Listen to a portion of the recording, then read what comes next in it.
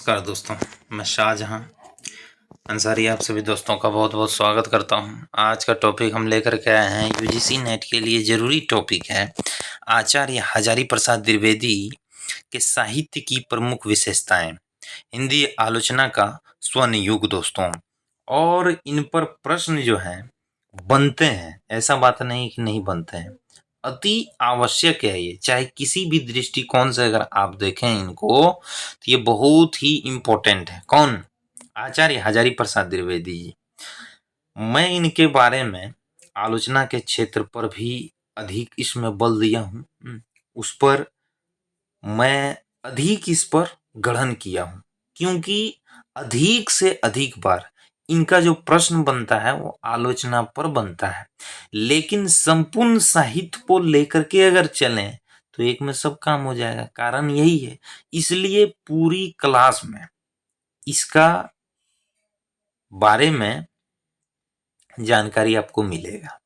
तो स्टार्ट करते हैं आज का क्लास। हमें जहाँ से स्टार्ट करनी है तो थोड़ा इसको इधर कर लेता हूँ मैं। तो दोस्तों देखिए, सबसे पहले अगर हम देखें आचार्य हजारी प्रसाद द्विवेदी जी की साहित्यिक, आचार्य हजारी प्रसाद द्विवेदी साहित्यिक विचारक और आलोचक थे। ये आखिर वास्तविक में थे क्या? ये साहित्यिक विचारक और आलोचक थे। इनका जन्म जो है, जन्म 19 अगस्त 1907 ईस्वी को आरत जिला बलिया उत्तर प्रदेश में हुआ। निधन 19 मई 1979 ईस्वी को इलाहाबाद में हुआ था। यह नहीं दिया है, इलाहाबाद में हुआ था। व्यवसाय साहित्यकार थे, आलोचक थे, निबंधकार थे, उपन्यासकार थे, इतिहासकार थे। पद जो है इनको मिला पूर्व पद हिंदी विभाग, विश्व भारती विश्वविद्यालय शांति निकेतन, बंगाल, शांति निकेतन है ना, वही मिला। अब परिचय में चलते हैं। आचार्य हजारी प्रसाद द्विवेदी हिंदी साहित्य के उन मनीषियों में है। मनीषियों का मतलब यहाँ मनुष्यों से नहीं है, मनीषियों का मतलब उन उन पर ये है, किन पर? जो जिनको हम साहित्य के दृष्टि में बड़े मानते हैं, साहित्य की दृष्टि में जिनको हम बड़े मानते हैं उनमें ये शामिल है, जिन्होंने साहित्य को केवल कला नहीं बल्कि संस्कृति और समाज का दर्पण माना। उनकी आलोचना जो है, आलोचना भारतीय परंपरा, इतिहास, दर्शन और संस्कृति से गहराई से जुड़ी हुई है। उन्होंने हिंदी साहित्य को एक वैज्ञानिक, ऐतिहासिक और दार्शनिक दृष्टिकोण से देखने का मार्ग दिखाया। हिंदी साहित्य में योगदान, साहित्य को केवल रस या आनंद का विषय न मानकर उसे मानवता, संस्कृति और नैतिकता से जोड़ा। बड़ी इंपॉर्टेंट है उनके बारे में, एक एक जो यहाँ बातें हैं ना दोस्तों, बहुत इंपॉर्टेंट। देखिए, साहित्य में केवल रस या आनंद का विषय न मानकर उसे मानवता, संस्कृति और नैतिकता से जोड़ा। हिंदी साहित्य में योगदान, हिंदी साहित्य में एचपीडी यानी हजारी प्रसाद द्विवेदी का साहित्यिक योगदान क्या है, उन पर अभी मैं बातें कर रहा हूं। इनको आप पहले एक बार सुनिएगा, फिर आप एक बार देखिएगा, और फिर तीसरी बार आप नोट्स बनाइएगा। इसमें क्या होगा, आपको याद करने में बहुत अच्छा होगा। एक बार अगर सुनिएगा, दूसरी बार देखिए, फिर तीसरी बार आप सुन के नोट्स बनाइए। इसमें क्या होगा, आपका मैंने कॉन्फिडेंट लेवल बढ़ेगा। अगर सुने हुए चीजों को यादें जो होती है वो जल्दी होती। आगे बढ़ते हैं। नैतिकता से जोड़ा। उन्होंने मध्यकालीन हिंदी साहित्य की पुनर्व्याख्या की और भक्ति आंदोलन को भारतीय चेतना का प्रतीक बताया। बहुत इंपॉर्टेंट है। उन्होंने मध्यकालीन हिंदी साहित्य की पुनर्व्याख्या की और भक्ति आंदोलन को भारतीय चेतना का प्रतीक बताया। हिंदी आलोचना में ऐतिहासिक दृष्टि का सूत्रपात किया। साहित्य को समाज, संस्कृति और धर्म की एक समग्र प्रक्रिया के रूप में देखा। उन्होंने हिंदी में आधुनिक आलोचनात्मक परंपरा का निर्माण किया। उन्होंने क्या, हिंदी में आलोचनात्मक परंपरा का निर्माण किया कि हम आलोचना के दृष्टि पर हर चीज को नापेंगे, और आलोचना वही कर सकता है जो खुद एक आलोचक है। बाकी कहा जाता है ना, आंडू पांडू नहीं कर सकता है। तो वही बात है। नॉर्मल है। जब आप में ज्ञान होगा तो आप एक तथ्य देकर के 40 विद्वानों को आप सही कर सकते हैं, लेकिन अगर सामने में ज्ञानी का अपोजिट अगर रहेगा तो उसे 40 तथ्य भी दे करके ना हिला नहीं पाइएगा। कहने का मतलब समझ रहे हैं ना? अगर ज्ञानी है 40 महाविज्ञानी ज्ञानी है वैज्ञानिक हैं तो एक तथ्य दे करके चालों 40 को आप हिला दीजिएगा। लेकिन ज्ञानी का जो उल्टा होता है वो अगर 40 है ना 40 के बदले अगर एक भी है तो 40 तथ्य भी दे करके उसको नहीं हिला पाइएगा। समझ रहे हैं ना? आगे बढ़ते तो वही है, उन्होंने आलोचना परंपरा का निर्माण किया कि खुद उन्होंने आलोचना परंपरा का निर्माण किया। आगे बढ़ते हैं। प्रमुख रचनाएं देखते हैं। प्रमुख रचनाएं क्या है? साल सहित माने वर्ष सहित है इसमें। आलोचना और निबंध संग्रह, ग्रंथ, प्रकाशन वर्ष, विषय, महत्व, साहित्य का प्रयोजन 1942 ईस्वी में। साहित्य के उद्देश्य पर आधारित आलोचनात्मक निबंध है। भारतीय साहित्य की ऐतिहासिक परिकल्पना। दोस्तों इसमें क्या हुआ है, इधर न लिखने के चक्कर में थोड़ा इधर हो गया था। आप आलोचना और निबंध संग्रह है ये सब। आलोचना निबंध संग्रह। साहित्य का प्रयोजन वर्ष 1942 में। क्या है इसमें भूमिका? साहित्य के उद्देश्य पर आधारित आलोचनात्मक निबंध है, ये आलोचनात्मक निबंध है। दूसरा आता है भारतीय साहित्य की ऐतिहासिक परिकल्पना 1943 में। क्या आती है? भारतीय साहित्य का तुलनात्मक ऐतिहासिक अध्ययन है इसमें। आगे बढ़ते हैं। साहित्य और संस्कृति, इंपॉर्टेंट है ये पुस्तक, 1950 ईस्वी। साहित्य को संस्कृति से जोड़ने वाला ग्रंथ है। आगे बढ़ते हैं। मध्ययुगीन हिंदी साहित्य 1956 ईस्वी। भक्ति और रीतिकालीन काव्य की गहन समीक्षा है। बहुत इंपॉर्टेंट है, यही चीज को पूछा गया है दोस्तों, यही चीज को पूछा गया है कि मध्ययुगीन, यहाँ मध्ययुगीन हिंदी साहित्य 1956 ईस्वी में भक्ति और रीतिकालीन की काव्य की गहन समीक्षा, वो किसकी पुस्तक है? एचबीडी की। अगर एचपीडी की है यानी हजारी प्रसाद द्विवेदी की है तो इनमें से किस चीज के बारे में इन्होंने चर्चा नहीं किया है, ये चीज दिया गया है। तो डीपली पढ़ने का यही है अर्थ। डीपली अगर आप पढ़िएगा तो यही चीज है, डीपली में फायदा है। आगे बढ़ते हैं। भक्ति और रीतिकालीन काव्य की गहन समीक्षा, गहन समीक्षा, वो उसमें है। कबीर 1943 में। कबीर के विचारों और कबीर की विचारों और भक्ति परंपरा का विश्लेषण है। आचार्य रामचंद्र शुक्ल और हिंदी आलोचना वर्ष 1955 ईस्वी। शुक्ल जी के आलोचनात्मक दृष्टिकोण का मूल्यांकन है। बहुत इंपॉर्टेंट है, ये चीज पूछा जाता है। आचार्य रामचंद्र शुक्ल और हिंदी आलोचना किसकी पुस्तक है? 1955 ईस्वी में हजारी प्रसाद द्विवेदी जी की आलोचनात्मक पुस्तक है। शुक्ल जी के दृष्टिकोण का मूल्यांकन किया गया है इसमें। उन्होंने बहुत सारी समीक्षाओं का, उनके मानने वाले दृष्टिकोण को उन्होंने इसमें बहुत बारीकी से समीक्षा किया हुआ है। हिंदी साहित्य का विकास वर्ष 1958 ईस्वी। हिंदी साहित्य की ऐतिहासिक प्रगति पर विवेचन। हिंदी साहित्य का विकास, हिंदी साहित्य की ऐतिहासिक प्रगति पर विवेचन है उसका। उपन्यास, अब आते हैं उपन्यास। बाण भट्ट की आत्मकथा वर्ष 1946 में। संस्कृत कवि बाण भट्ट के जीवन पर आधारित ऐतिहासिक उपन्यास है। चारूचंद्र लेख वर्ष 1950 में। प्रेम और कला पर केंद्रित है। अनामदास का पोथा वर्ष 1958 में। दार्शनिक और प्रतीकात्मक कथा है इसमें अनामदास का पोथा। पुनर्वा वर्ष 1956 में। सामाजिक चेतना और स्त्री विमर्श की झलक इसमें मिलती है। जीवनी परक और सांस्कृतिक रचनाएं, यानी जीवनी परक और सांस्कृतिक रचनाएं, ग्रंथ, विशेष कबीर कबीर जो है संत साहित्य और भक्ति काल का गहन अध्ययन है। नाथ संप्रदाय भारतीय साधना परंपरा का, भारतीय साधना परंपरा का विवेचन है। भक्ति आंदोलन, भारतीय संस्कृति। भक्ति को सांस्कृतिक क्रांति के रूप में देखा। साहित्यिक दृष्टिकोण या आलोचनात्मक विचार। ऐतिहासिक दृष्टिकोण, साहित्य को उसके काल, समाज और संस्कृति से जोड़कर देखने का आग्रह है इसमें किसी युग का साहित्य उस युग के जीवन का दर्पण होता है। बहुत इंपॉर्टेंट है। साहित्यिक दृष्टिकोण इनका क्या रहा है, साहित्यिक दृष्टिकोण में इन्होंने क्या परिभाषाएं दिया है? तो महत्वपूर्ण जो परिभाषाएं हैं वो है साहित्य को उसके काल, समाज और संस्कृति से जोड़कर देखने का आग्रह किया है उन्होंने। देखिए कितना इंपॉर्टेंट है कि साहित्य को उसके काल, समाज और संस्कृति को जोड़कर देखने का आग्रह किया। तीसरा क्या है? किसी युग का साहित्य उस युग के जीवन का दर्पण होता है। अब आता है संस्कृति क्षेत्र पर उन्होंने क्या दृष्टि। साहित्य भारतीय संस्कृति का वाहक है। साहित्य मनुष्य की संस्कृति का व्याकरण है। भक्ति आंदोलन की व्याख्या उन्होंने किस धारा पर किया है, क्या वो उनकी विचारधारा है। भक्ति आंदोलन को उन्होंने भारतीय समाज में लोक चेतना और सामाजिक समानता का आंदोलन बताया है।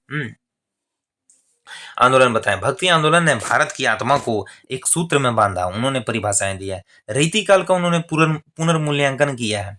उन्होंने रीति काल को केवल श्रृंगार प्रधान न मानकर उसमें निहित सौंदर्य, नैतिकता और जीवन बोध को रेखांकित किया। बड़ी इंपॉर्टेंट है। रीति काल को उन्होंने माने शुद्ध श्रृंगार प्रधान न मानकर उसमें निहित सौंदर्य, नैतिकता, जीवन बोध को रेखांकित किया है कि ऐसा ऐसा होना चाहिए, ऐसा ऐसा होता है।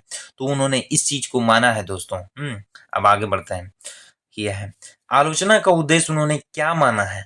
उन्होंने आलोचना को केवल मूल्यांकन नहीं बल्कि सत्य की खोज माना है। उनका मानना था कि आलोचना करना किसी के व्यक्तिगत जीवन पर आधारित नहीं होना चाहिए, वास्तविकता पर उनको देना चाहिए, चाहे किसी भी विचारधारा पर हो, किसी भी क्षेत्र पर हो, साहित्यिक क्षेत्र पर, राजनीतिक क्षेत्र पर या किसी भी क्षेत्र पर। तो ज्ञान अगर है तब आप दीजिए। तो वही बात बताया। उन्होंने आलोचना को केवल मूल्यांकन नहीं बताया बल्कि सत्य की खोज माना है। आलोचना वह साधना है जो साहित्य के माध्यम से मनुष्य के चरित्र और समाज को निर्मल करती है। बहुत इंपॉर्टेंट है। अगर इसको पूछा जाए तो भी ठीक, नहीं पूछा जाए तो भी ठीक, समझने के लिए बहुत इंपॉर्टेंट है। आप नोट कर लीजिए इसको। उन्होंने सॉरी, यहाँ देखिए क्या है। आलोचना वह साधना है जो साहित्य के माध्यम से मनुष्य के चरित्र को समाज में निर्मल करती है। बड़ी इंपॉर्टेंट है। आलोचना का उद्देश्य उन्होंने दिया है। आलोचना का उद्देश्य क्या, उन्होंने आलोचना वह साधना है जो साहित्य के माध्यम से मनुष्य के चरित्र और समाज को निर्मल करती है। आगे बढ़ते हैं। भाषा और शैली की विशेषताएं। विद्वतापूर्ण परंतु सहज शैली, दार्शनिक गहराई और सांस्कृतिक संदर्भों का प्रयोग, संस्कृत निष्ठ शब्दावली के साथ मधुर प्रवाह, व्याख्यात्मक और विश्लेषणात्मक लेखन शैली। उनके विचार वो हो गया। भाषा और शैली की विशेषताओं के बारे में उन्होंने दिया। विद्वतापूर्ण परंतु सहज शैली होनी चाहिए, दार्शनिक और गहराई और सांस्कृतिक संदर्भों का प्रयोग होना चाहिए, संस्कृत निष्ठ शब्दावली के साथ मधुर प्रवाह होनी चाहिए, यानी पढ़ने का लय जो होना चाहिए संस्कृत में वो एक मधुर वाणी होनी चाहिए। व्याख्यात्मक और विश्लेषणात्मक लेखन शैली होनी चाहिए। लेखन शैली क्या होना चाहिए, व्याख्यात्मक यानी पूर्ण रूप से उनके बारे में व्याख्या किया गया हो और विश्लेषण किया गया हो। लेखन शैली में विश्लेषण किया गया हो, बहुत इंपॉर्टेंट है। एक एक शब्द को अगर आप समझिएगा तो बहुत इंपॉर्टेंट है। और जब तक आप समझिएगा नहीं दोस्तों, जब तक आप समझिएगा नहीं तो आप क्वेश्चंस को बना नहीं पाइएगा। यही चीज है फर्क। गुरु बिनु ज्ञान होए न रबाब, एक कहावत है ना, तो वही चीज है। अब आगे बढ़ते हैं। उनके विचारों की प्रमुख परिभाषाएं क्या है। साहित्य मनुष्य की संस्कृति का संवाहक है। कला तभी स्थायी होती है जब उसमें नैतिक तत्व निहित हो। कितना शाब्दिक अर्थ उन्होंने कहा है, आप जरा इस चीज को समझिए। दूसरी पॉइंट को, पहली पॉइंट के बारे में तो ऊपर में चर्चाएं हो गई है, आप दूसरी पॉइंट को समझिए। देखिए क्या लिखा है कि कला तभी अस्थायी होती है जब उसमें नैतिक तत्व निहित हो। यानी लगन जो होती है और मन से किसी कार्य को अगर किया जाए तो वो जरूर सफल होती है ना। कहने का तात्पर्य है, जैसे सचिन तेंदुलकर को आप मान लीजिए, वो उनके बारे में जब बायोग्राफी उनकी पढ़िएगा जीवनी को, या उनके बारे में आप सर्च करिएगा, या उनसे अगर कहीं से कोई न्यूज़ अगर आपको मिलती है तो उनसे अगर आप जानकारी लीजिएगा, जो उनसे सीधे संवाद में पूछते हैं कि आपने 100 शतक यानी शतकों का शतक किस मनोबल से लगाया, तो उसकी एक ही बात है, लगन और मनन। यानी कहने का तात्पर्य ये है, वो ऐसा बात नहीं थे, ऐसा बात उनके पास नहीं था कि वो सिर्फ पिच में ही जाकर के खेलते थे या फील्ड में ही। वो खेलते भी थे। जिस दिन उनका खेल होता था 9:30 या 10 बजे जब स्टार्टिंग होती थी टेस्ट की, वनडे की तो 2:30-3 बजे होती है, तो जो होती थी वो सुबह डेली 4:30 बजे अपने नेट प्रैक्टिस में पहुंच जाते थे, यानी मैक्सिमम 5 बजे तक में वो पहुंच जाते थे। और डेली के डेली वो 50 ओवर यानी 600 गेंदों का सामना करते थे हर एक बॉलर से।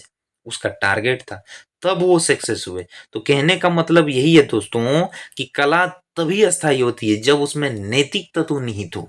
नैतिक का मतलब आप सोएं, और तत्व का मतलब आप जब तक सोचे नहीं तो सक्सेस नहीं होइएगा। तो कहने का मतलब यही है। भक्त अब आगे बढ़ते हैं।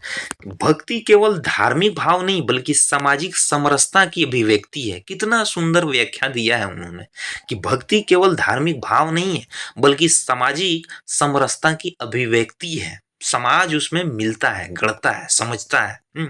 तो वो चीज है। साहित्य में इतिहास और संस्कृति का संगम ही उसे जीवन से जोड़ता है। कितना सुंदर व्याख्या दिया है उन्होंने कि साहित्य में जो है इतिहास और संस्कृति का संगम ही उसे जीवन से जोड़ता है। एक एक लाइन जो है मोती है, मोती। आगे बढ़ते हैं। उनके व्यक्तित्व की विशेषताएं क्या है? गहन अध्ययनशील थे और अनुशासित मनीषी थे। अनुशासित मनीषी का मतलब वो मनुष्य, तो हम भी मनुष्य हैं, आप सब भी मनुष्य हैं, तो मनुष्य आम हो गया। इनसे जो ऊपर की श्रेणी में आते हैं उन्हें मनीषी कहे जाते हैं। क्योंकि उनका चाल ढाल रहन सहन हम लोगों से थोड़ी अलग होती है। रूटीन होती है, रूटीन को वो लोग फॉलो करते हैं। हम लोग एक दिन कीजिएगा, दूसरे दिन नहीं कीजिएगा। तो वही चीज है इसमें। भारतीय संस्कृति के सच्चे साधक थे। आधुनिकता और परंपरा का सुंदर समन्वय था।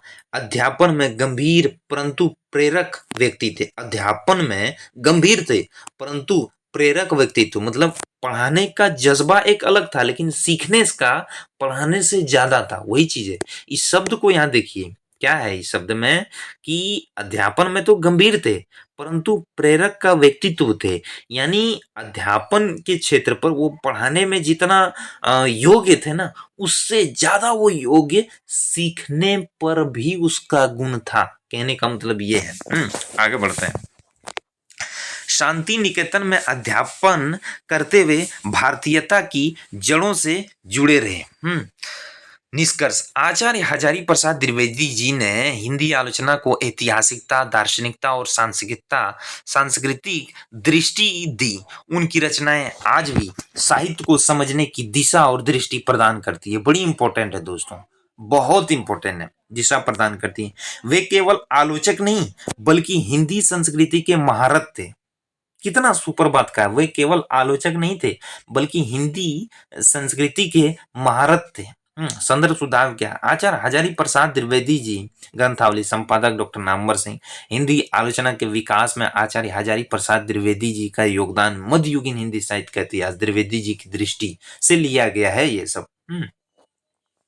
आचार्य Hazari Prasad Dwivedi ji UGC net JRF के लिए महत्वपूर्ण प्रश्नोत्तर, उद्धरण और तुलनात्मक दृष्टिकोण है। ये भी यहाँ तथ्य दिया गया।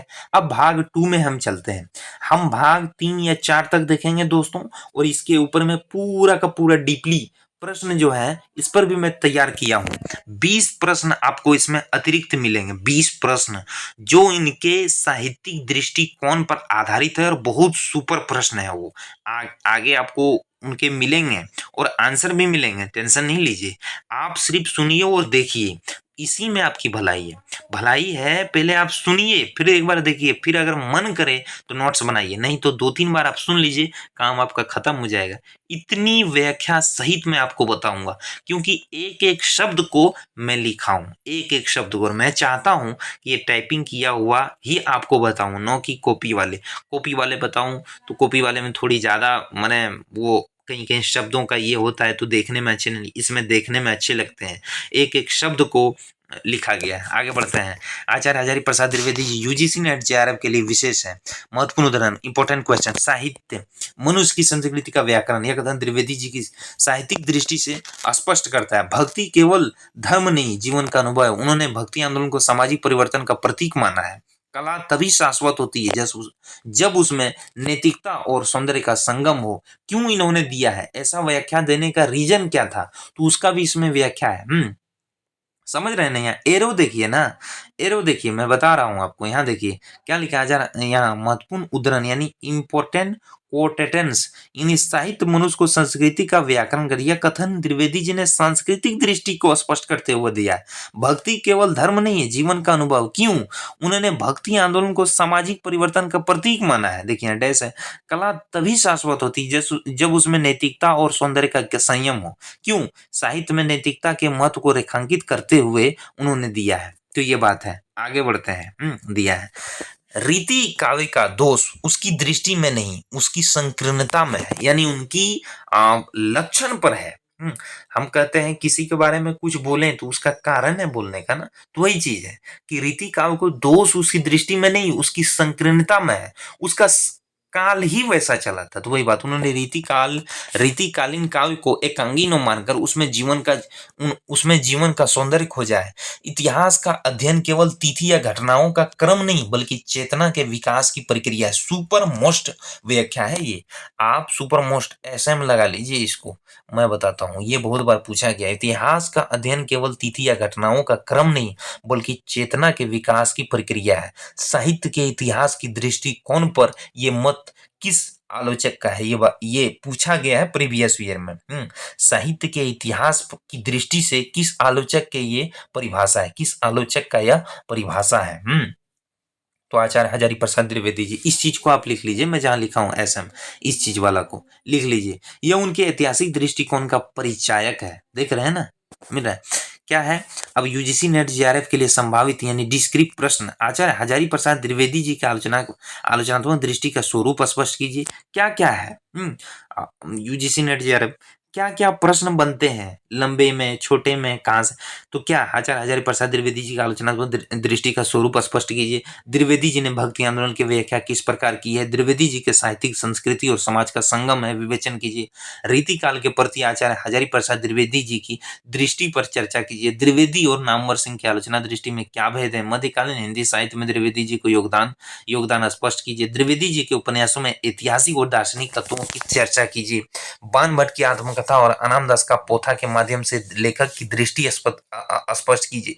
तो ये आठों जो प्रश्न है ना दोस्तों, ये जो आठों प्रश्न है, ये आठों प्रश्न इसलिए बताया गया है यहाँ कि ये आठों प्रश्न के ऊपर जो मैंने बताया उसी का आंसर है आठों प्रश्न। अगर ये किसी में आ जाए तो उसका डिटेल्स आप वही लिखिए जो मैं ऊपर में बताया हूँ, उसका लंबी प्रश्न आपको अंडर ग्रेजुएट में लिखने के लिए भी आएंगे। 30 नंबर के, 20 नंबर के 2 आते हैं, 20 नंबर के 2 आते हैं, या 30 नंबर के 2 आते हैं, ऐसे होते हैं। 20 नंबर के आते हैं, मुझे याद है 20 या 16 नंबर के आते हैं। आप उसमें आता है 800 से 1200 का शब्दों का आता है, उसमें से उतना ही शब्द है, आप उस चीज को लिख सकते हैं, कोई दिक्कत नहीं है दोस्तों। आगे बढ़ते हैं, आठों प्रश्न के आंसर ऊपर वाले हैं। क्या क्या प्रश्न बनने वाले थे तो वो भी लिखा गया है यार। ये किस का प्रश्न है डीपली में, तो उस चीज को भी मैं नोट किया हूं, समझ रहे हैं ना, इतना डीपली। अब आगे हम प्रस्तुत करते हैं वस्तुनिष्ठ प्रश्न यानी एमसीक्यू। ये इसी पर आधारित है, आचार्य हजारी प्रसाद द्विवेदी जी पर ही आधारित है। इस पर क्या होगा जानते हैं, आपका कॉन्फिडेंट लेवल क्लियर होगा। दूसरी बात, आप सुनिएगा तो आपको याद होगा। आगे बढ़ते हैं। सबसे पहले आचार्य हजारी प्रसाद द्विवेदी जी का जन्म कब हुआ, जन्म जो है कब हुआ। आंसर देखिए बगल में 1907 ईस्वी, 1907 ईस्वी, यहाँ आंसर भी है यहाँ बगल में। साहित्य मनुष्य की संस्कृति का व्याकरण है, किसका कथन है, आचार्य हजारी प्रसाद द्विवेदी जी का। भारतीय साहित्य की ऐतिहासिक परिकल्पना पुस्तक आलोचना की दृष्टि पर है, प्रकाशन वर्ष कब है, देखिए आगे है इसका, ऑप्शंस भी यहाँ नहीं दिया। 1943 में। बाण भट्ट की आत्मकथा किस प्रकार की रचना है, ऐतिहासिक उपन्यास है। बाण भट्ट की आत्मकथा, बाण भट्ट बौद्धिक है, बाण भट्ट बौद्धिक है, बौद्ध धर्म पर आधारित बाण भट्ट ऐतिहासिक है, दृष्टि वही है। आचार्य हजारी प्रसाद द्विवेदी का संबंध किस विश्वविद्यालय से रहा है, विश्व भारती विश्वविद्यालय शांति निकेतन। साहित्य और संस्कृति पुस्तक में किस विषय पर विचार किया गया है, साहित्य और संस्कृति के संबंध में किस पर विचार किया, साहित्य और संस्कृति के संबंध पर किया गया है। रीति काल रीतिकाल का काव्य का दोष उसकी दृष्टि में नहीं, उसकी संकीर्णता में है। इसका आशय क्या है? तो देखिए, ये परिभाषा उन्होंने क्यों दिया और वो क्या समझते थे, उनकी व्याख्या है यहाँ, बड़ी इंपॉर्टेंट है। ये परिभाषा दे करके आपको पूछ सकता है कि ये परिभाषा उनका क्यों है। तो देखिए आंसर है, आंसर नीचे वाला है, देखिए क्या है। द्विवेदी जी ने रीतिकालीन काव्य को मूल्य और पुनः स्थापित किया। रीतिकालीन काव्य के मूल्य को पुनः स्थापित किया। इसी वजह से उसकी दृष्टि यह तुलनात्मक दृष्टिकोण, यानी कंपैरेटिव परसेप्टिव विषय। आचार्य हजारी प्रसाद द्विवेदी, नामवर सिंह शुक्ल जी दृष्टिकोण ऐतिहासिक, सामाजिक, मार्क्सवादी, नैतिक, मनोवादी, केंद्रित बिंदु, संस्कृति, चेतना, वर्ग और संघर्ष, व्यक्ति नित्य, भक्ति आंदोलन की व्याख्या, सामाजिक समरसता की प्रक्रिया, जन चेतना का आंदोलन, धार्मिक आंदोलन, आलोचना का लक्ष्य, सत्य और सौंदर्य का संबंध, समाज परिवर्तन, मानव मूल्य, शैली, दार्शनिक, व्याख्यात्मक, तर्कपूर्ण, विश्लेषणात्मक, नैतिक और शिक्षाप्रद है। अच्छा हाँ, ये जो मैं पढ़ के आपको सुनाया, तो देखिए यहाँ क्या है, विषय तुलनात्मक, आचार्य हजारी प्रसाद द्विवेदी, नामवर सिंह, रामचंद्र शुक्ल की दृष्टि क्या है, ऐतिहासिक, मार्क्सवादी, चारों जो है ये ऊपर में तीन नाम जो है, ऊपर में यहाँ देखिए तीन नाम आपको मिलेंगे, ये तीनों नाम के ये तीनों दृष्टिकोण है। फिर केंद्र बिंदु क्या है, इसमें केंद्र संस्कृति, चेतना, वर्ग और संघर्ष है। फिर व्यक्ति और नैतिकता है, भक्ति आंदोलन की व्याख्या है, सामाजिक समरसता की प्रक्रिया है, जन चेतना का आंदोलन है, धार्मिक आंदोलन है, आलोचना का लक्ष्य है। इसमें क्या लिखा है, हाँ बीच वाला बिंदु हम क्या पढ़े थे, तो उसके बारे में यहाँ पूछा गया है। सत्य और सौंदर्य का संगम है, इसमें सत्य और सौंदर्य का संगम है। इसके बाद देखिए शैली क्या है, दार्शनिक और व्याख्यानात्मक, तर्कपूर्ण, विश्लेषणात्मक शैली है, नैतिक और शिक्षाप्रद। आचार्य हजारी प्रसाद द्विवेदी जी की विचारधारा के प्रमुख बिंदु क्या है, समन्वयवादी दृष्टि, परंपरा और आधुनिकता का संतुलन है दोस्तों। सांस्कृतिक पुनर्जागरण, भारतीय संस्कृति की पुनर्व्याख्या है। दार्शनिक दृष्टि क्या है, साहित्य और आध्यात्मिक चेतना से जोड़ा गया। सामाजिक दृष्टि क्या है, साहित्य में नैतिकता और सामाजिक एकता पर बल है। मानवतावादी प्रवृत्ति, व्यक्ति के आंतरिक विकास को प्रमुखता है। संभावित उद्धरण विश्लेषण, क्वेटो एक्सप्लेनेशन क्या है, भक्ति आंदोलन ने भारत की आत्मा को एक सूत्र में बांधा है। व्याख्या, द्विवेदी जी ने भक्ति आंदोलन को केवल धार्मिक उन्माद नहीं बल्कि सांस्कृतिक एकता और सामाजिक जागरण का प्रतीक माना। उनके अनुसार संत कवियों में भाषा, धर्म, जाति की दीवारों को तोड़कर भारतीयता को पुनः स्थापित किया। सुपर मोस्ट है ये प्रश्न, सुपर मोस्ट, ये जो व्याख्या है सुपर मोस्ट है। आप इसको लिख लीजिए या तो स्क्रीनशॉट ले लीजिए, लिख करके याद रख लीजिए। आचार्य हजारी प्रसाद द्विवेदी जी का है ये, और किस पर है, तो ये जो है उनका भक्ति आंदोलन पर आधारित है। परीक्षा की दृष्टि से महत्वपूर्ण तथ्य और सारांश, विषय तथ्य, जन्म 1907। परीक्षा दृष्टि से महत्वपूर्ण तथ्य क्या है, तो देखिए यहाँ महत्वपूर्ण तथ्य क्या है, तो जन्म पूछ सकता है, निधन पूछ सकता है, दो चीज हो गया। आगे बढ़ते हैं, प्रमुख उपन्यास पूछ सकता है, ये भी यहाँ चर्चा है। बाण भट्ट की आत्मकथा, अनामदास का पोथा, चारूचंद्र लेख, पुनर्वाह, आलोचना ग्रंथ, संस्कृति और साहित्य, भारतीय साहित्य की ऐतिहासिक परिकल्पना, मध्यान्ह, हिंदी साहित्य, मुख्य विचार, सांस्कृतिक साहित्य, संस्कृति का व्याकरण। आगे बढ़ते हैं, दृष्टि, साहित्य संस्कृति का व्याकरण, दृष्टिकोण, ऐतिहासिक सांस्कृतिक योगदान, भक्ति काल और रीतिकाल का पुनर्मूल्यांकन, ये भी पूछे जा सकते हैं। ये रचनाएं हैं, ये सब रचनाएं। अब आते हैं निष्कर्ष के, आचार्य हजारी प्रसाद द्विवेदी जी ने हिंदी आलोचना के ऐसे स्तंभ, आचार्य हजारी प्रसाद द्विवेदी जी हिंदी आलोचना के ऐसे स्तंभ है जिन्होंने भारतीय साहित्य को संस्कृति, समाज और चेतना का समन्वय माना। उनकी दृष्टि से भारतीयता की गहराई में उतरती और आधुनिकता से उसकी सेतु बनाती। यूजीसी नेट जेआरएफ की दृष्टि से वे आलोचना, भक्ति आंदोलन और रीतिकाल, इन तीनों इकाइयों में अत्यंत महत्वपूर्ण है। दोस्तों ये तो क्लासेज जो है ये सबसे इंपॉर्टेंट अगर है तो मैं बताता हूँ यूजीसी नेट जेआरएफ के लिए। दूसरी बात, स्टेट वाली जो एग्जाम होती है, स्टेट वाली एग्जाम होती है उसके लिए। इसके बाद बीएड वाली जो होती है, बीएड के लिए। इसके बाद होती है क्या बोलते हैं, टीजीटी पीजीटी के लिए, उसके लिए भी डीएसएसबी का होता है। इसके बाद होता है स्टेट लेवल में जो होती है वो होती है हिंदी रिलेटेड। कोई भी अगर आपको अनिवार्य पेपर अगर होता है तो उनसे रिलेटेड ये है, हर चैप्टर में आपको मिलेगा, हर चैप्टर में, हर किसी के सिलेबस में, जहाँ हिंदी है तो हिंदी में ये सिलेबस अगर जहाँ है तो वहाँ से प्रश्न बनते हैं, डीपली प्रश्न यहीं से आते हैं, यही सबसे आते हैं, दूसरी कुछ नहीं।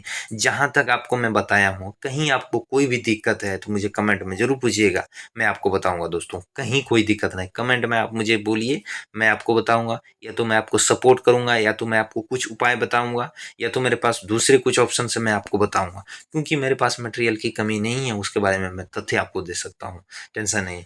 क्योंकि किसी भी चीज के लिए मैं तभी आपसे लड़ सकता हूँ जब हमारे पास उसके लिए मटेरियल है, और तभी मैं लड़ सकता हूँ या तभी मैं बोल सकता हूँ जब आप मुझसे पूछिएगा, ऐसे वैसे नहीं। दो आगे बढ़ते हैं। आचार्य हजारी प्रसाद द्विवेदी जी ने आलोचना को ऐसे आलोचना के ऐसे स्तंभ है जिन्होंने साहित्य को संस्कृति समाज चेतना का समन्वय माना। उनकी दृष्टि भारतीयता की गहराई में उतरती और आधुनिकता से उसकी सेतु बनाती है।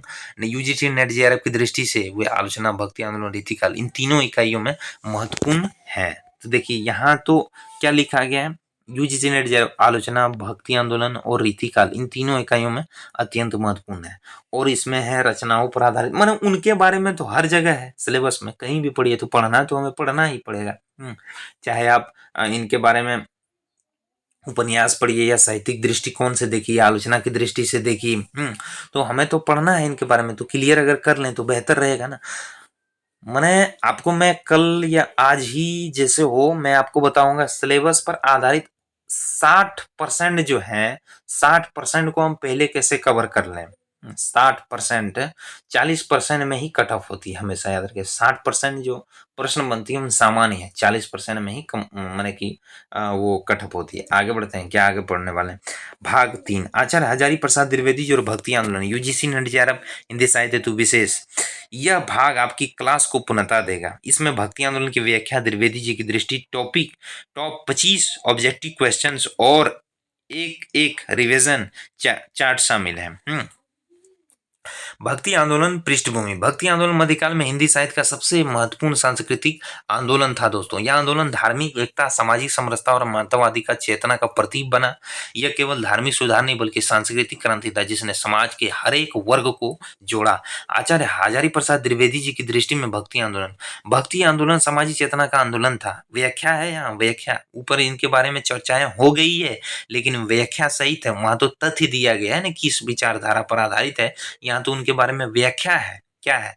भक्ति आंदोलन सामाजिक चेतना का आंदोलन था। क्यों? उन्होंने कहा कि भक्ति का अर्थ केवल ईश्वर की आराधना नहीं बल्कि मनुष्य से प्रेम और समाज में समानता की भावना है। इसीलिए भक्ति भारतीय संस्कृति की पुनर्स्थान। द्विवेदी जी ने माना कि भक्ति आंदोलन ने भारत की विभाजित आत्मा को एक सूत्र में बांधा। उन्होंने कहा भक्ति आंदोलन ने भारत की आत्मा को जागृत किया, उसे एकाकार किया। कितना सुपर बात कहा है उन्होंने, एकाकार किया। ये क्यों कहा भक्ति आंदोलन को भारत की आत्मा जागृत किया? संत कवियों की भूमिका पर उन्होंने क्या कहा?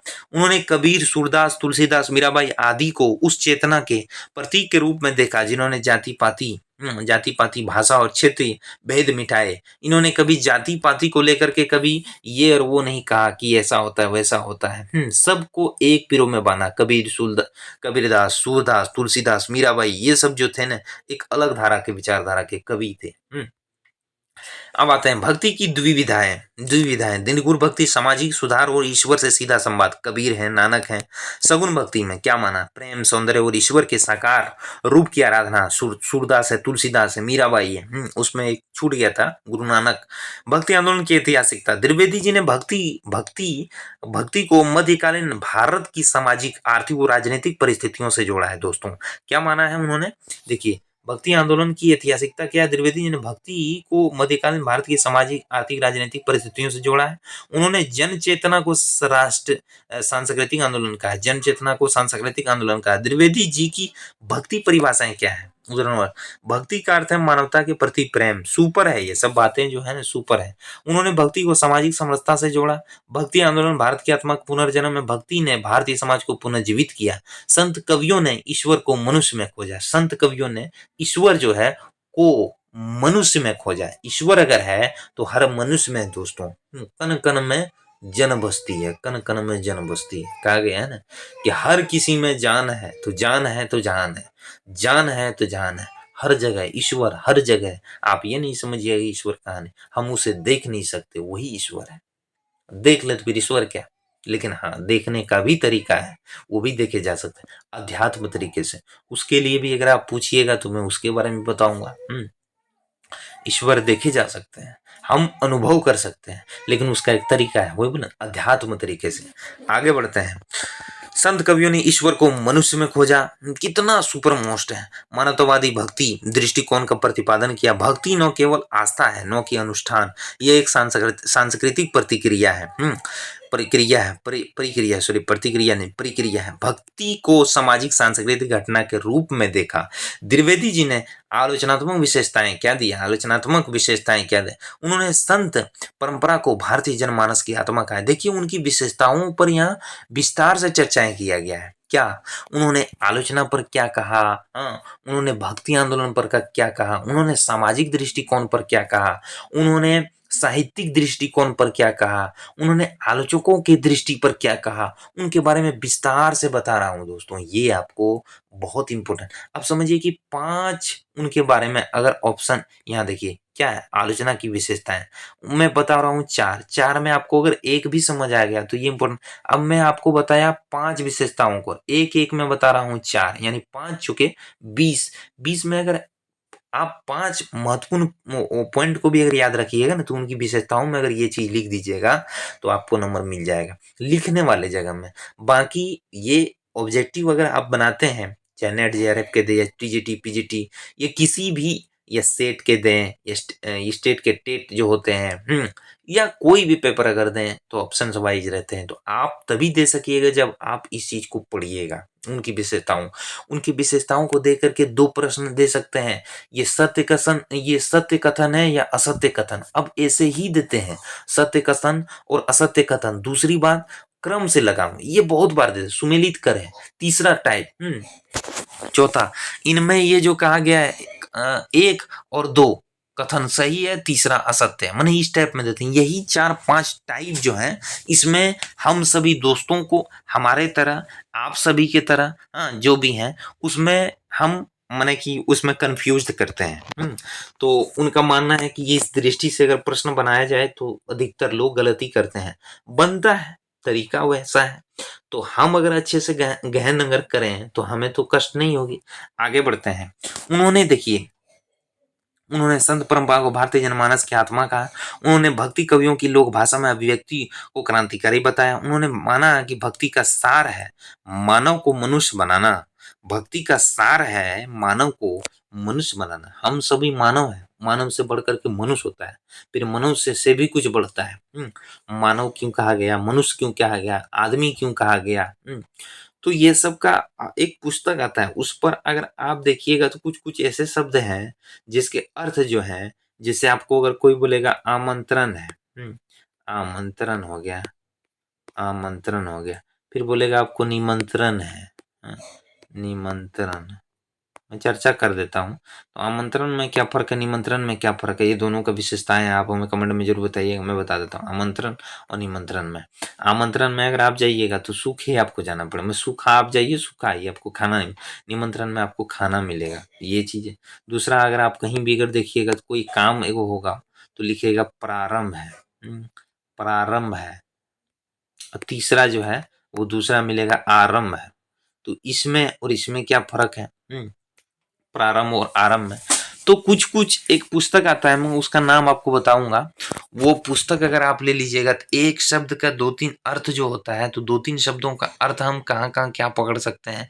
जैसे इस बाल को क्या कहा जाता है, इस बाल को क्या कहा जाता है, इस बाल को क्या क्या कहा जाता है, इस बाल को क्या कहा जाता है, जबकि है ये बाल, लेकिन क्यों अलग अलग नाम है। ये केस है, ये भौं है, ये क्या है, ये पलके हैं, ये मूछ है, ये दाढ़ी है, जबकि बाल है। तो उसका भी व्याख्या है उसमें, हम किस चीज को कहाँ कहाँ क्या उपयोग किए हैं। तो वैसे प्रारंभ को हम क्या कहते हैं, आरंभ को क्या कहते हैं। काम प्रारंभ है, काम आरंभ हो चुका है, तो हम क्यों बोलेंगे, हम तो प्रारंभ भी बोल सकते हैं, आरंभ भी। तो उसमें भी फर्क है। एक काम को जो शुरुआत आज से कहा किया अगर जाता है, अगर आज से कहीं आपको मिलेगा प्रगति पर है, प्रगति पर है तो वो भी तो मिलेगा आपको। This is area for work in progress मिलता है ना, तो वो भी मिलता है। तो मैं सब अर्थ बताऊंगा, आगे बढ़ते हैं। मैं आगे आपकी इसके बारे में चर्चा करूंगा। द्विवेदी जी का आलोचना विशेषता क्या है, उन्होंने संत परंपरा को भारतीय जनमानस की आत्मा कहा है। उन्होंने भक्ति कवियों की लोक भाषा में अभिव्यक्ति को क्रांतिकारी बताया है। उन्होंने माना कि भक्ति का सार जो है मानव को मनुष्य बनाना है। उनकी आलोचना न केवल साहित्यिक बल्कि सांस्कृतिक दार्शनिक व्याख्या भी है।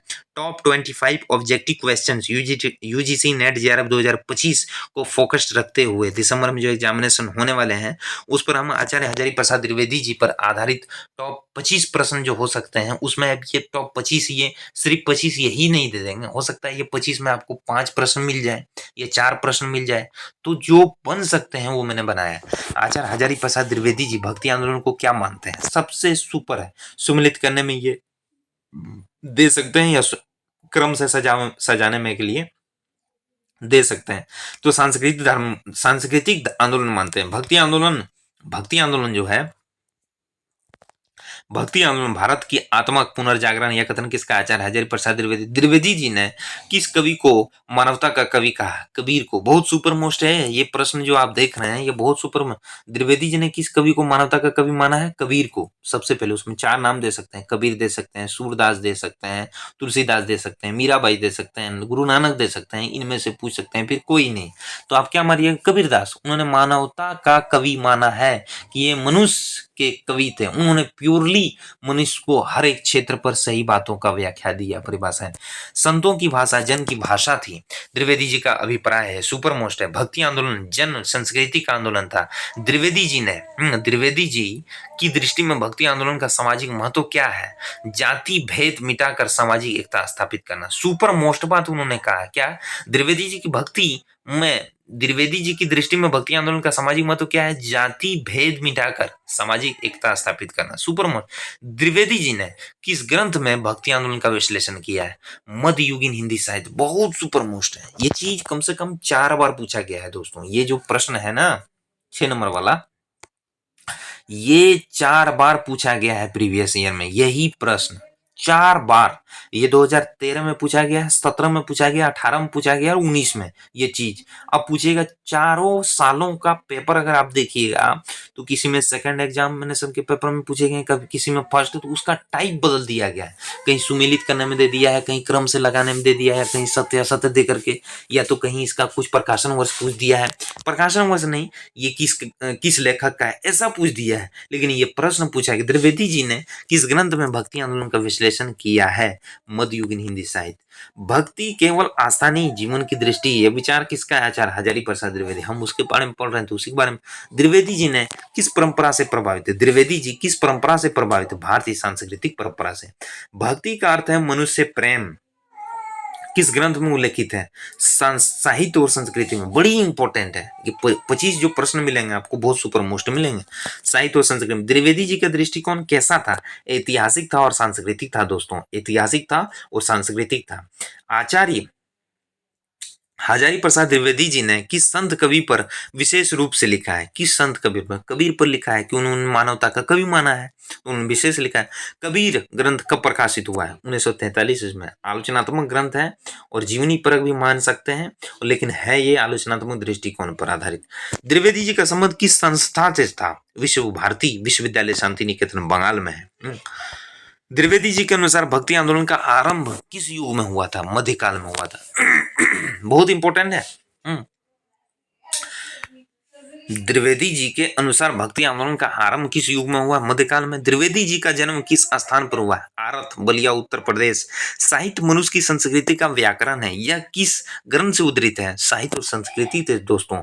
और जो परिभाषाएं हैं आपको ऊपर में बताया गया है किस पुस्तक से है और प्रकाशन वर्ष क्या है और किस पर आधारित है वो पुस्तकें। इस चीज को याद रखिएगा, आपके लिए फायदा हो सकता है, क्योंकि इसीलिए मैं बताया हूं, क्योंकि ये सब प्रश्न पूछे गए हैं, इसीलिए इसलिए इस दृष्टि से ये क्लास जो है बहुत इंपॉर्टेंट है, बहुत इंपॉर्टेंट है। क्योंकि आप अगर सुन लीजिएगा तो आपको एग्जाम में फायदा होगा, क्योंकि अभी एग्जाम होने वाले हैं।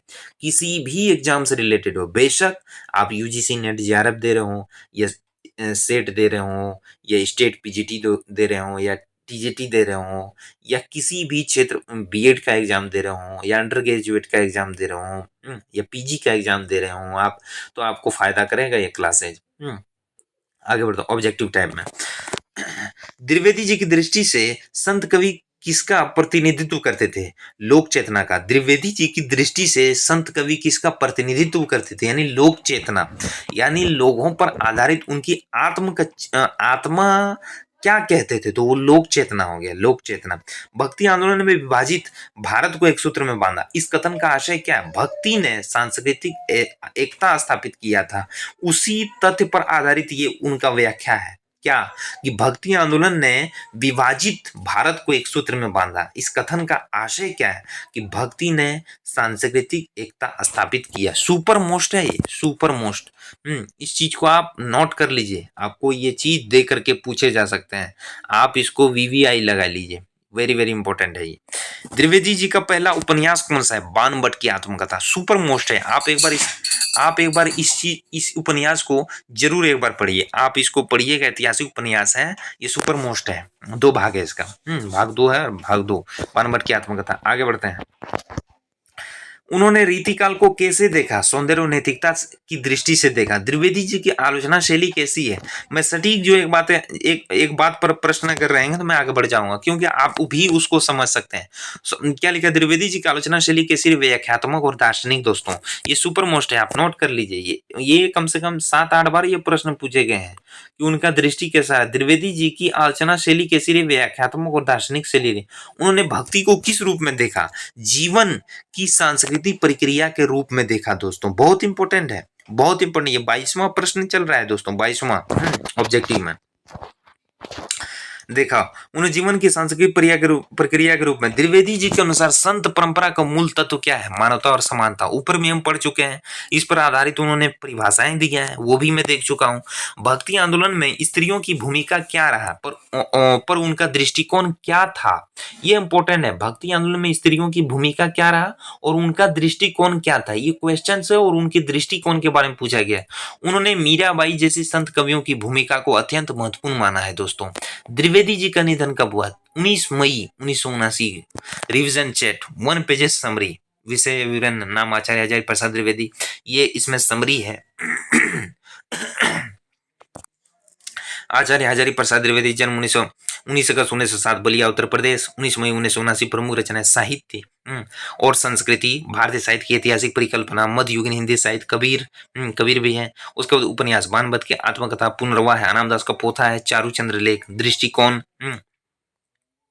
ऐतिहासिक दृष्टिकोण, सांस्कृतिक विचारधारा, सामाजिक साहित्य, समाज और संस्कृति का सेतु है। भक्ति आंदोलन की व्याख्या है, सांस्कृतिक एकता का आंदोलन, प्रमुख उदाहरण। भक्ति आंदोलन ने भारत की आत्मा को एक सूत्र में बांधा। महत्वपूर्ण ये सब जो तथ्य था उसके बारे में सारांश है।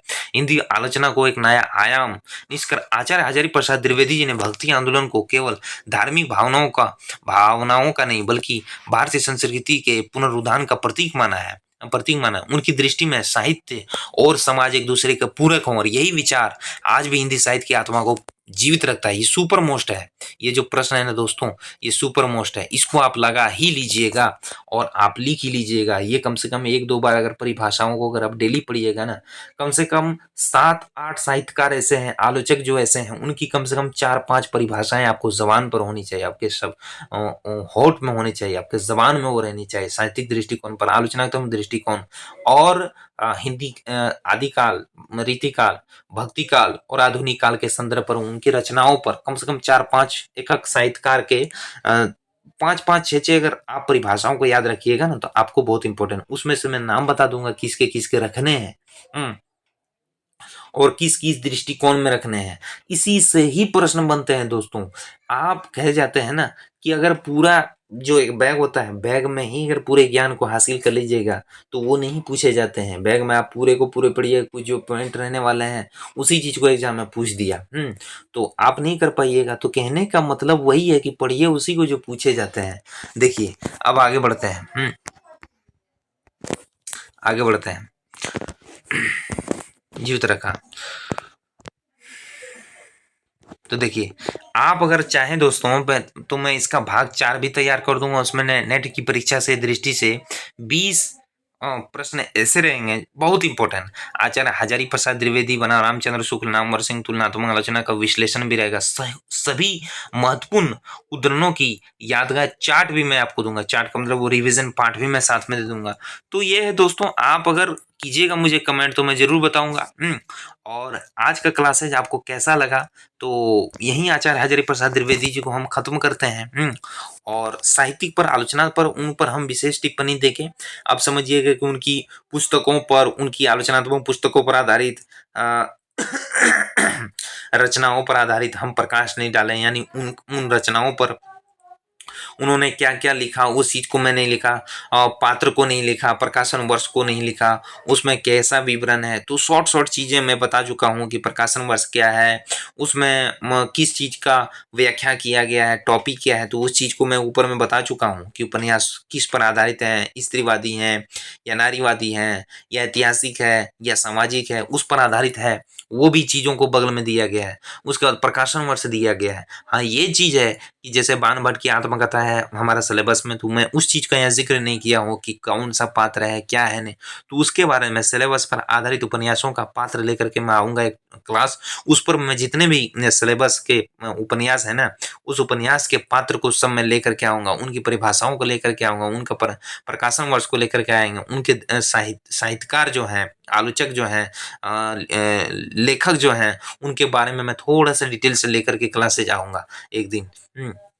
तो नेट के ऊपर में जो भी सिलेबस पर आधारित आपका क्या बोलते हैं उपन्यास जो है वो भी खत्म हो जाएगा। फिर कहानी पर मैं लेकर के आऊंगा। लेकिन कहने का मतलब है आप डायरेक्टेड उस चीज को पढ़िएगा तो आप समझ नहीं पाइएगा। तो इसलिए मैं यहाँ तक आपको बताया, आप यहाँ तक अगर पढ़ लीजिएगा 4-5 बार यही क्लासेज को नोट बना करके, या मेरी क्लासेज को आप एक बार सुनिए, फिर और एक बार देखिए, फिर तीसरी बार आप सुन के लिखिए, 3 बार हो जाएगा।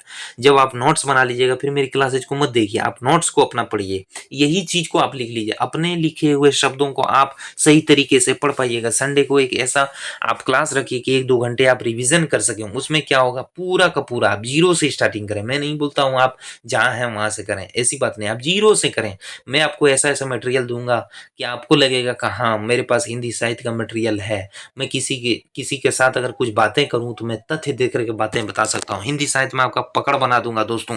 मेरे पास पुस्तकों का कमी नहीं है, बहुत सारा पुस्तक है, मैंने बहुत सारे तथ्य को नोट किया है, बहुत सारे मेरे पास मटेरियल है। उसके लिए आप टेंशन नहीं लीजिए। अगर एक झलक आप चाहें तो मैं दिखा सकता हूँ, इधर है देखिए सामने में बंद करके रखा हूँ। कुछ कुछ पुस्तकें आपको मिलेंगे, देखिए उल्टे शब्दों में आपको हिंदी एक मिलेंगे, है ना। तो बहुत मोटे मोटे पुस्तकें मिलेंगे। नीचे में देखिए मैं इधर बैठा हूँ, नीचे में साइड में देखिए कितने मोटे मोटे हैं, बहुत सारे हैं। मैं अभी नहीं दिखाऊंगा, किसी दिन ऐसे होगा मैं निकाल के ही दिखाऊंगा। तो दोस्तों आज का क्लास में यही समाप्त करता हूँ। आपको आज का क्लास कैसा लगा हमें कमेंट में जरूर बताइएगा।